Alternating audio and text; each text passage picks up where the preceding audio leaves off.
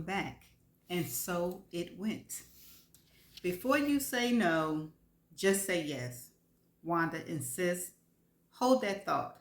Nelson's calling to ask a silly question he already knows the answer to. I'm in a downtown Oakland driving around Lake Merritt looking for a new barbecue place that's supposed to be close to where I get my hair done when I get it done. I don't know why they call this a lake when it's really a lagoon.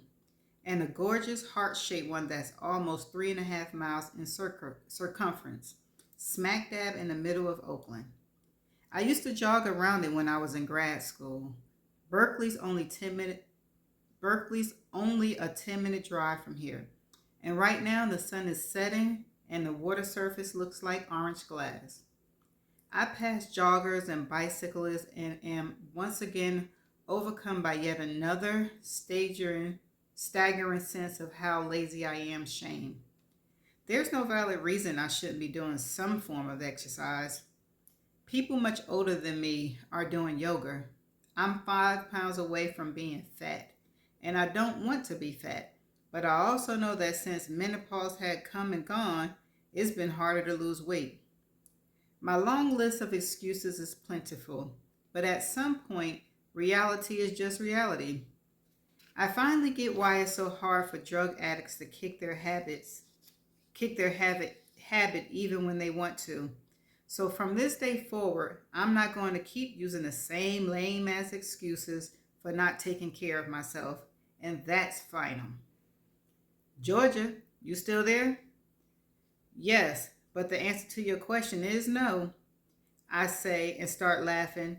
Are we talking about another blind date? You're the one who's blind, sweetheart. Anyway, I've seen pictures of him, and he's right up your cliche alley. Tall, dark, and handsome.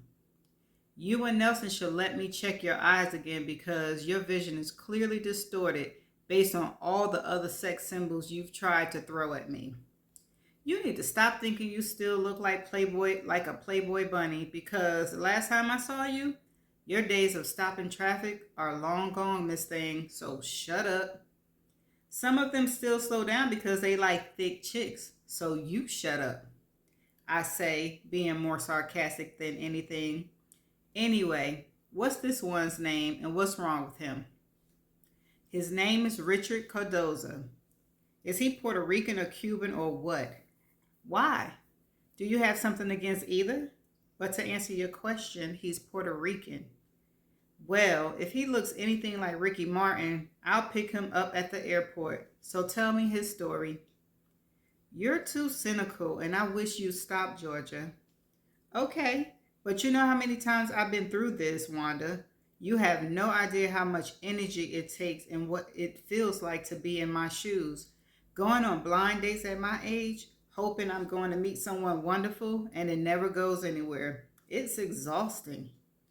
Oh, stop whining, would you? Have you ever thought maybe it might be you who has unresolved issues? You're not Miss Perfect, you know.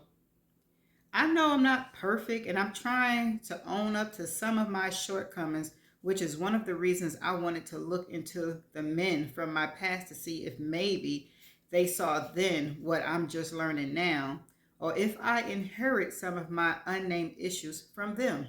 So cut me some fucking slack, would you? Okay, I'm sorry. I'm on your side, baby. But anywho, Richard Richard is an interesting and decent man, and that's all I have to say. Google him when you get home. And by the way, we're having a few friends over for dinner to welcome him on his impending move to the Bay Area. He's an old colleague of Nelson's. Aren't they all? See what I mean? I wish I could slap you through this phone. It's next Saturday, usual time. And where's something that proves you put some thought into it? Bye. Wait, don't hang up. Wanda, I need to talk to you. Or a priest. Is it about a child, an ex-husband, an ex-lover, or a house? Maybe all of the above. How close are you to Lakeshore? Why?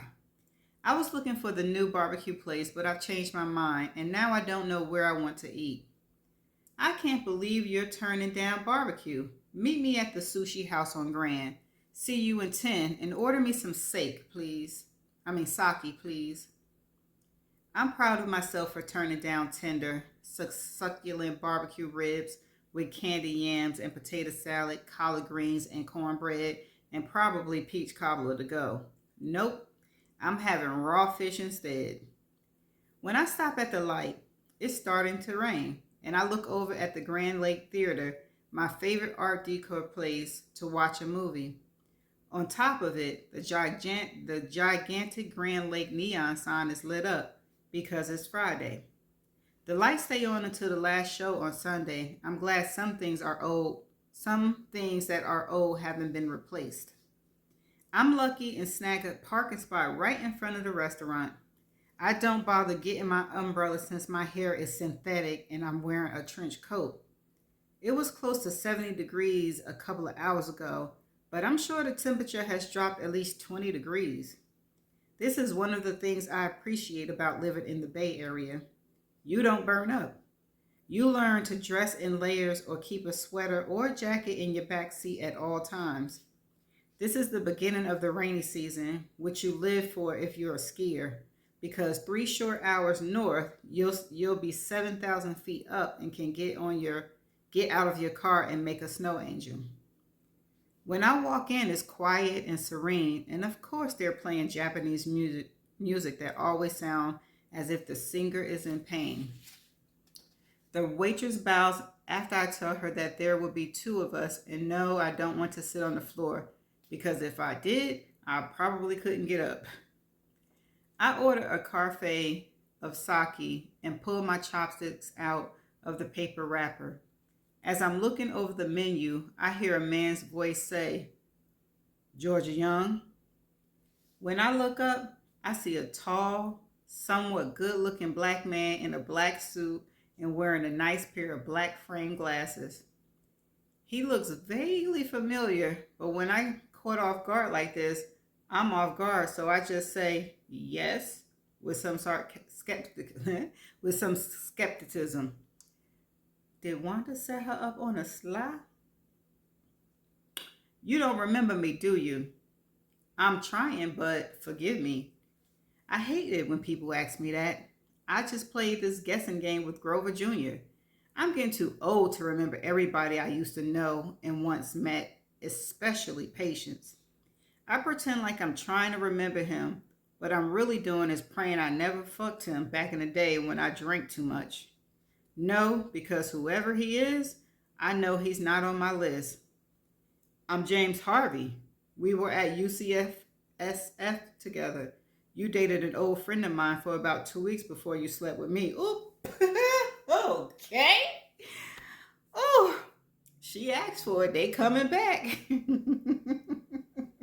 I'm trying not to laugh out of pure embarrassment, but I can hardly speak. Then he started laughing. I'm just kidding, he says. We didn't go to any college together. Do you remember breaking your ankle at Vail when we were both members of the Black Ski Club? Yes, I do, but I was pushed. Maybe you were, but it was me who picked you up and stayed with you until the ski patrol came. How's that leg doing? Now I remember. Michael didn't want to go.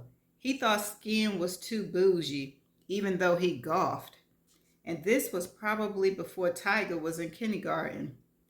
Well, I'm about to put a little more weight on it. He doesn't react. I really need to stop being so self-deprecating. Do you still ski? He asks. Nope, gave it up years ago.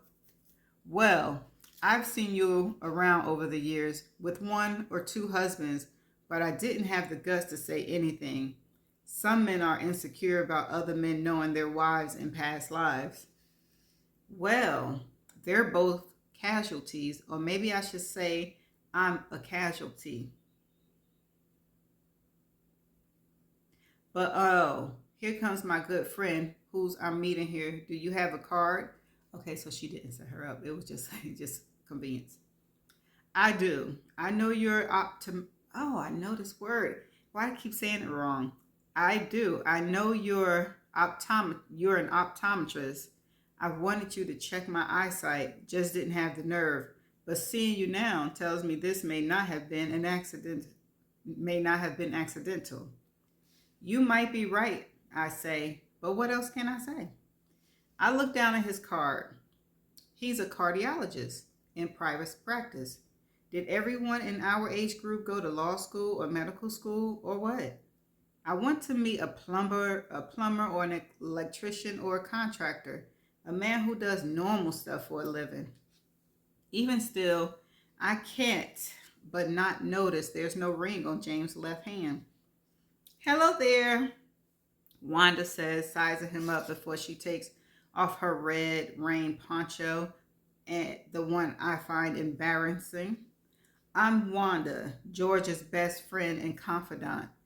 I should know you, but I don't. Are you a relative or an interested party? I grab her by the arms. James is laughing. I'm not. I'm not a relative, that much I'm sure of. We're old acquaintances, but I'm hoping to get reacquainted if at all possible.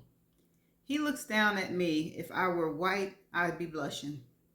Would you like to join us? Wanda asks. I'd love to, but I can't. You see that young man over there looking bored? He's my son. He's a college dropout. Biology wasn't his thing, but we're here to celebrate because he's also a pretty good pianist and just got accepted to Berklee College of Music. Hot damn, I said. And then, I'm sorry, I meant to say that's wonderful. Congratulations to your son, Wanda says, trying to sound dignified for a change. He smiles and winks. At any rate, would you mind if I gave you a call sometime in the near future? He pats those long cardiologist finger on his black lapel and smiles. I'm harmless. No, she doesn't mind, Wanda says, and I kick her under the table. May I have your card too? Absolutely, he says and gives it to her. She is not even close to being slick. That would be nice, I finally say to him. Do you live here in Oakland? I do, Piedmont. With your family? Wanda blurts out. I kick her again. He's my family, he says and smile. Enjoy your sake and sushi. Wait, one last very personal question I ask. Who makes your glasses? He chuckles. I have no idea. They're $29 readers I buy online and then have my prescriptions put in. Good? Smart. I say as he heads over to sit with his son. Damn, so he is a blast from the past you never told me about, or is picking up strangers your new middle-aged move? Regardless, he's not so bad on the eye, I must say. Shut up, Wanda. He's not my type. Anyway, I met him years ago, but I didn't remember. We've been through this before, but I don't think you know what your type is, and you need to forget it, whatever it is, since there's no line of any type trying to get all up inside your castle, sweetheart. And throw that ugly poncho away, would you? And after a couple more sake shots and no sushi, she says, maybe you'll have two men fighting over you. Okay? So anyway, I'll just tell you, Richard's a non-practicing accountant and a practicing divorce attorney who lives in LA, but is relocating up here. Oh, Lord, not another fucking overachiever. Is he from LA? Because if he is, I'm not interested. What a bitch you can be. But to answer your question, no. He grew up in New York, but his family lives in San Francisco. Then to be honest, what's wrong with him? He's lonely, just like you. Fuck you, Wanda. No, I'm doing okay in that department. Nelson's on a little blue pill. You're the one who could use a magical wand. Ooh, that's how best friends talk to each other. I guess so. I don't know. I don't talk like that. You know what?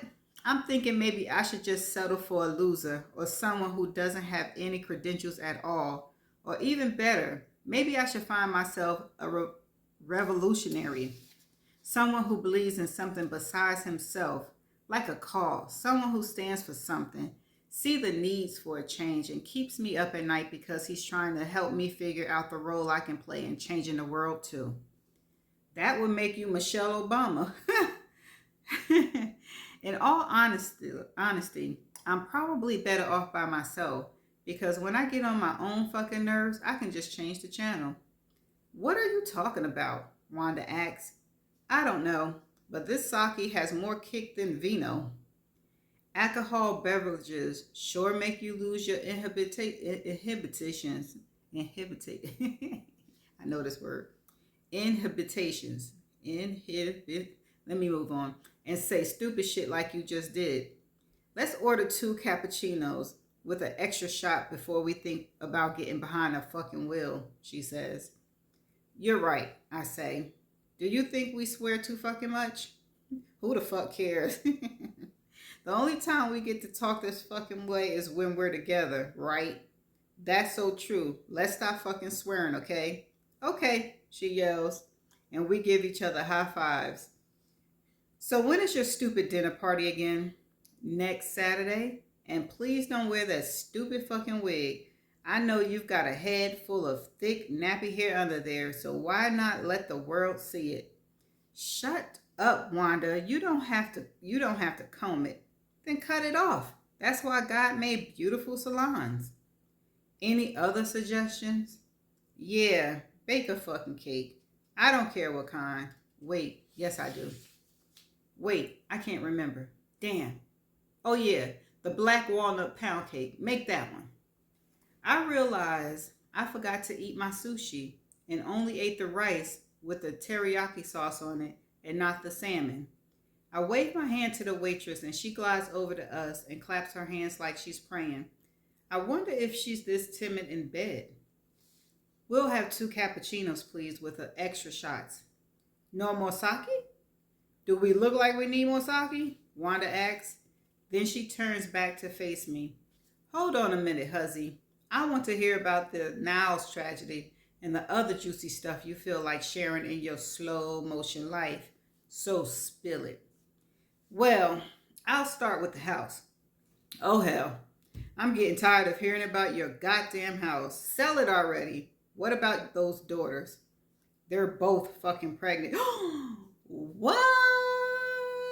They're pregnant? Did they mention that?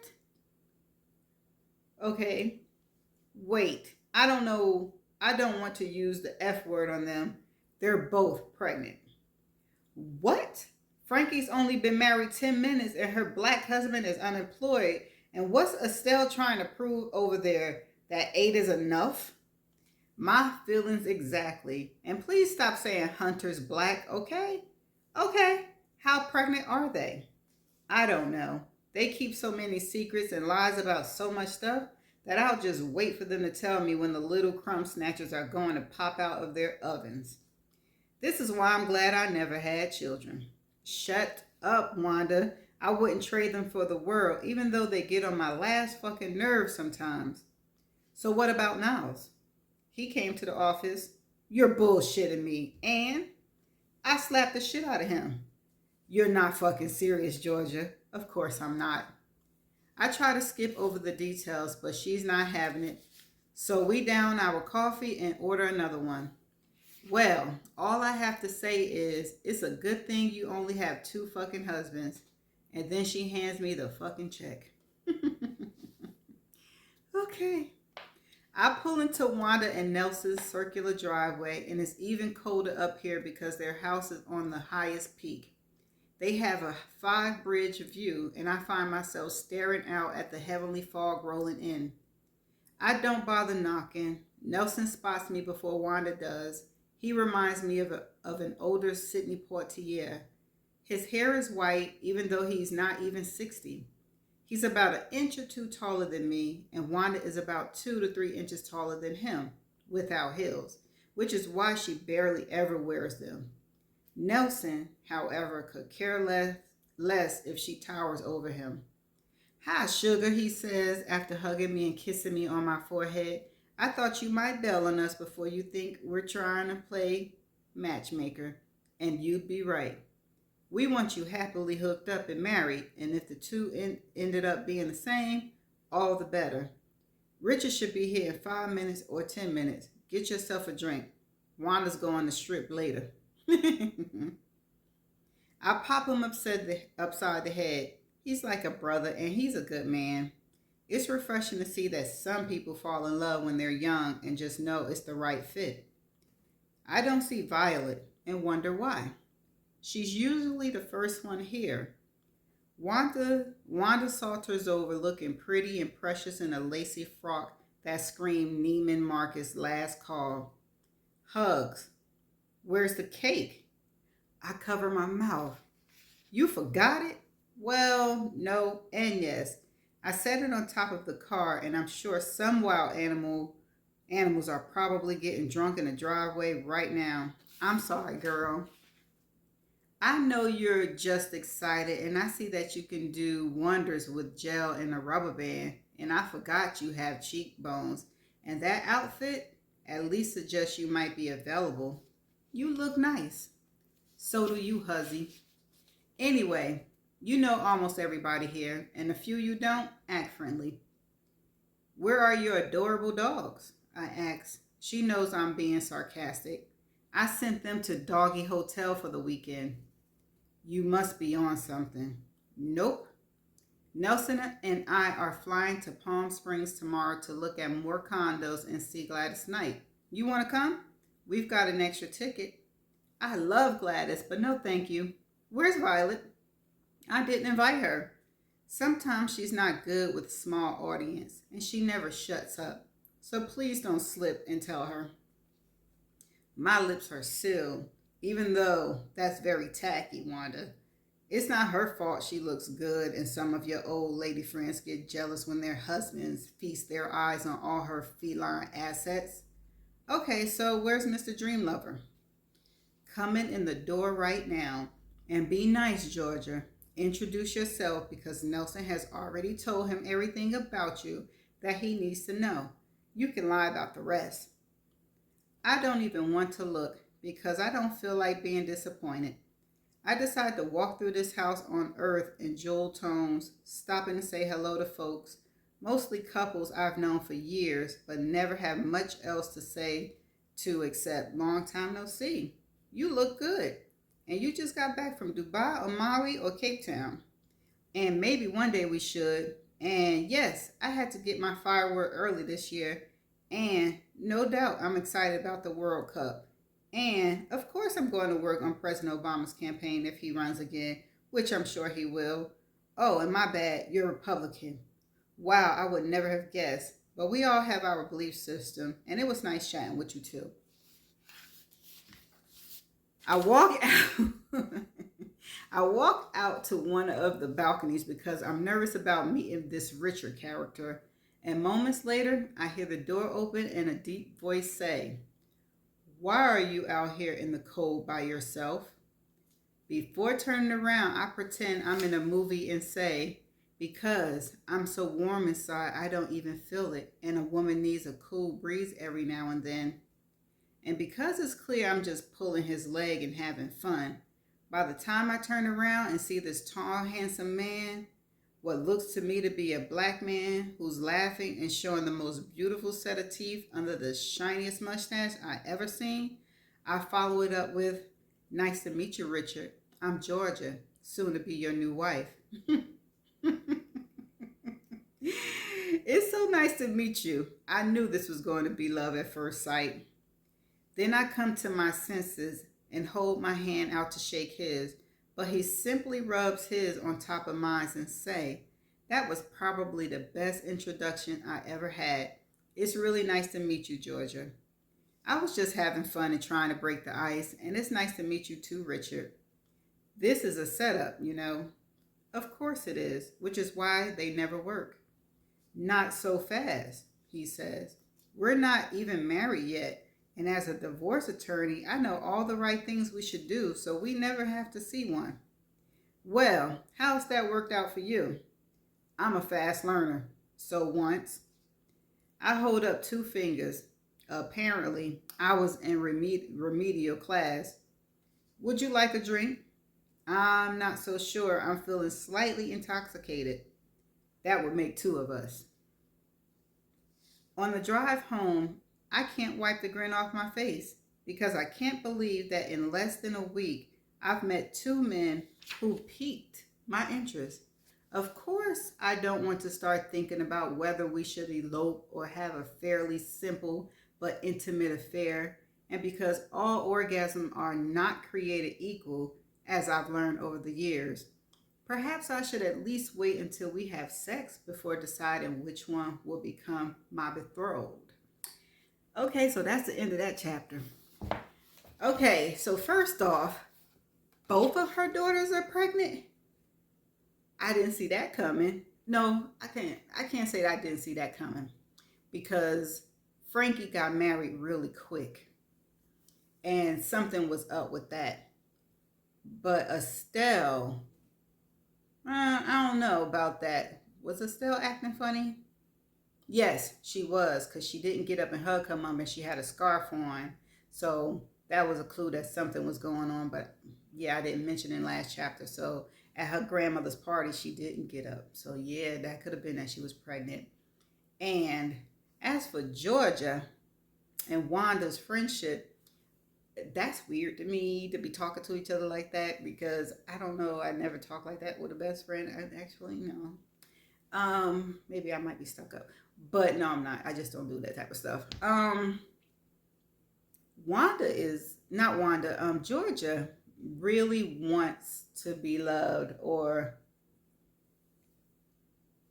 yeah, I think she do, but I think she got some things she need to work out, because it seemed like every man that she run across that's not from her past, she's ready to be, well, I'm not saying she's ready, but in her mind keeps saying we gonna might possibly be this.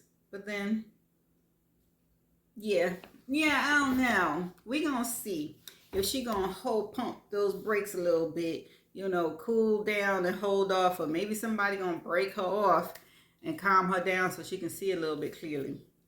But there was no definition words, and this is the end of the chapter. So I'm gonna see you in the next chapter. Bye.